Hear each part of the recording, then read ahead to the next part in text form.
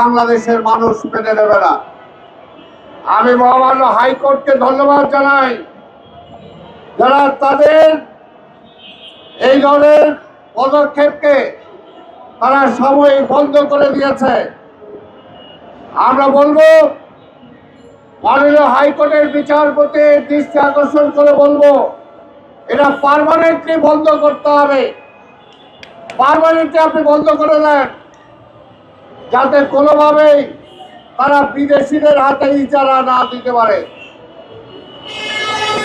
কাজের কাজ করতে পারেন না। আজকে যে একটু আগে কথা হলো, আমার এইখানে শিক্ষক ভাই বোনেরা আজকে এখানে অবস্থান ধর্মঘট করছে। তারা কারা? প্রতিবন্ধীদের জন্য স্কুল করেছে এবং তাদের মধ্যে অনেকে প্রতিবন্ধী আছে। তাদের দিকে আপনি তাকান না, আপনি তাকান বিদেশের দিকে।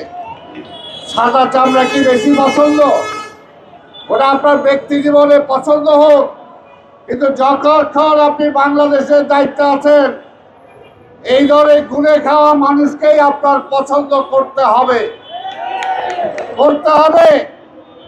তারা একটা অসম্ভব কাজ করতেছে। যারা এখানে বিকলাঙ্গ প্রতিবন্ধী মানুষ যারা আছে, আরে তারা যে কাজ করতেছে এটা তো অসম্ভব একটা কাজ, এটা সবের কাজ। তাই সবের কাজ থেকে আপনাকে বলবো, যদি একটা কাজও আপনি করতে পারেন, তাহলে তাদের কাজটা করে যান। তাদেরকে আপনি আজকে তাদের দাবি মূল্যায়ন করেন, বাস্তবায়ন করেন, তাহলে আল্লাহ খুশি হবে।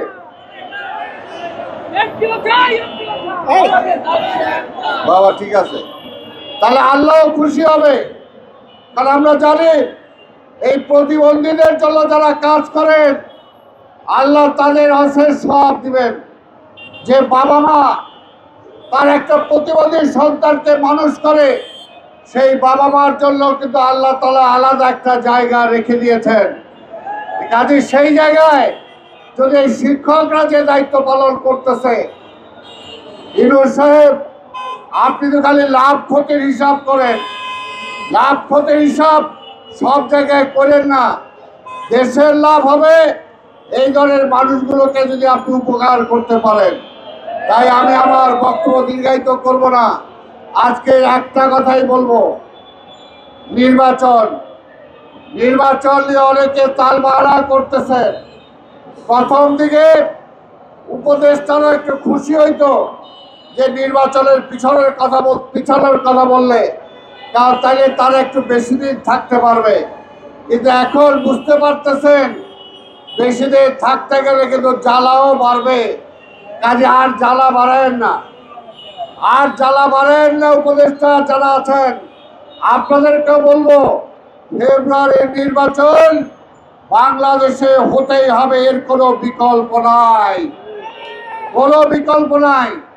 এবং আমরা আপনাদের বলতে চাই, যদি ফেব্রুয়ারির নির্বাচনে বিএনপি ক্ষমতায় আসে, আমাদের নেতা তারেক রহমান বাংলাদেশের প্রধানমন্ত্রী হয়, তাহলে অবশ্যই আপনাদের দাবি বিবেচনা করা হবে, শিক্ষকদের দাবি ইনশাআল্লাহ।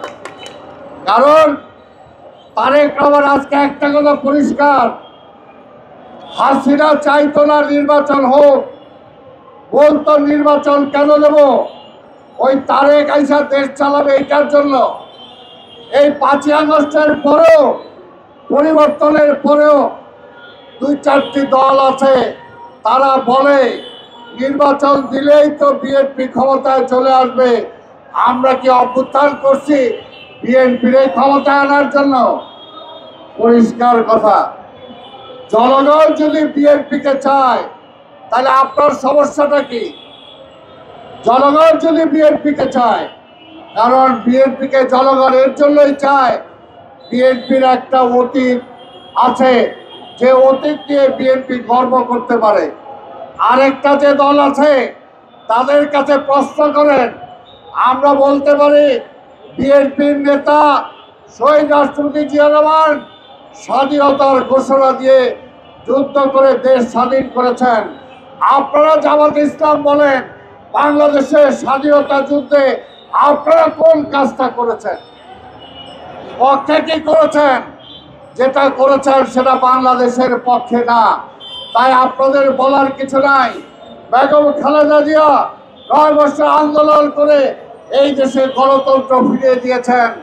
আপনারা কি করেছেন? কাজেই আমরা বলতে চাই, মানুষ এই কারণে বিএনপিকে পছন্দ করে। তারা জিয়াউর রহমানকে দেখেছে, তারা খালেদা জিয়াকে দেখেছে, তারা তাদের সন্তান তারেক রহমানের উপর তাদের আস্থা আছে। পরিষ্কার বলতে চাই, তারা বিএনপিকে ক্ষমতায় আসতে দিতে চায় না হাসিনা, বিএনপিকে ক্ষমতায় আসতে দিতে চায় না আজকে জামাত সহ 2-1টা দল। তাহলে কি তারা দেশের মঙ্গল চায়? কি বলে, দেশের মঙ্গল চায় তারা? দেশের মঙ্গল তারা চায় না।